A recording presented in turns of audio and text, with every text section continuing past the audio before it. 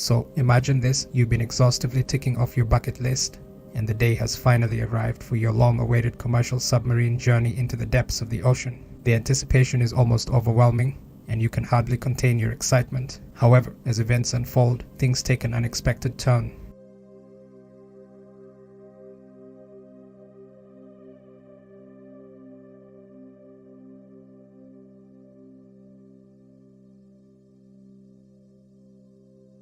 A submarine carrying 5 passengers mysteriously vanished while en route to the site of the Titanic wreck.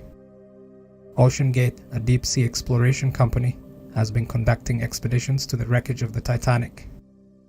The company uses a 21-foot submersible named Titan, which is smaller and less self-sufficient than a military submarine. It can carry a pilot and 4 mission specialists. The submarine vanished deep in the Atlantic Ocean while on a mission to the Titanic wreck site, carrying 5 people, a pilot and 4 commercial passengers.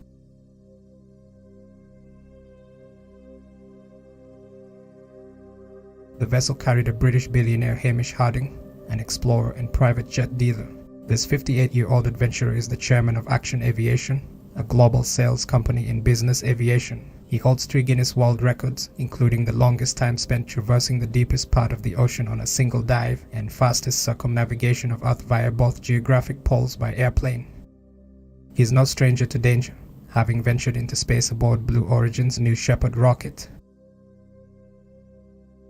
Next, we have a father-son duo from one of Pakistan's most prominent families, Shahzada Dawood and his son, Suleiman Dawood. Shahzada serves as the vice chairman on the board of Engro Corporation and is also on the board of the SETI Institute. He is well educated, with a Master's of Science degree in Global Textile Marketing and a Bachelor's of Law. He is not just a businessman, but also a scholar. Paul Henry Nargeolet, a 73-year-old French maritime explorer, is another passenger. He is the director of underwater research program at Premier Exhibitions, our MS Titanic, the only company with exclusive rights to recover the artifacts from the Titanic wreck. His experience with the Titanic is unmatched, having completed 37 dives to the wreck and retrieved over 5,000 artifacts. Some even call him Mr. Titanic. The last passenger is Stockton Rush, the CEO of OceanGate, the company that runs the mission. Co-founder of the company, Rush has a dream of being an explorer and a firm belief in the safety of submersibles and the value of taking risks. Now, these 5 people find themselves in a race against time. The submersible, named Titan, began its dive Sunday morning and lost contact about an hour and 45 minutes later. The US Coast Guard in Boston is leading the search, with assets deployed both on the surface of the water and below. The operations location, about 900 miles east of Cape Cod and up to 13,000 feet deep, complicates the task. Based on the company's information, the submersible has a 96-hour emergency sustainment capability, which would include oxygen and fuel. As of now, there are no more hopes regarding the operation of the Titanic submarines like OceanGate and the risks associated with a failure to inspect and certify properly. These vessels are generally built with specific depth limits known as test depth and crush depth.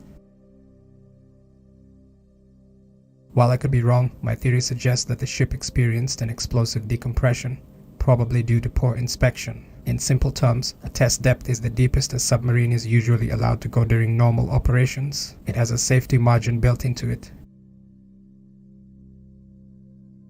The crush depth is the depth at which the submarine's hull will collapse due to the pressure. Regulations and standards are put in place by navies and maritime organizations to ensure that submarines operate within safe limits. These regulations take into account the materials and construction of the submarine to determine how deep it can safely go. Crews are trained to be aware of these limits and systems are in place to prevent exceeding them. In the case of OceanGate, which mysteriously went off the radar, if it dove deeper than its safe limits, it likely faced a sudden implosion. This means the outside water pressure was so high that it smashed the submarine like a soda can. Not only would the sub be wrecked, but the crew inside probably didn't make it. Plus, the implosion happens so fast and with such force that there's hardly any time to send out SOS signals or messages. Trying to recover anything from the deep ocean is super tough because it's so deep and the wreckage would be scattered. This incident with OceanGate reminds us how powerful the ocean can be, especially when you go really deep. Now, what do you think? Would something like this make you think twice before hopping on a submarine for a fun trip?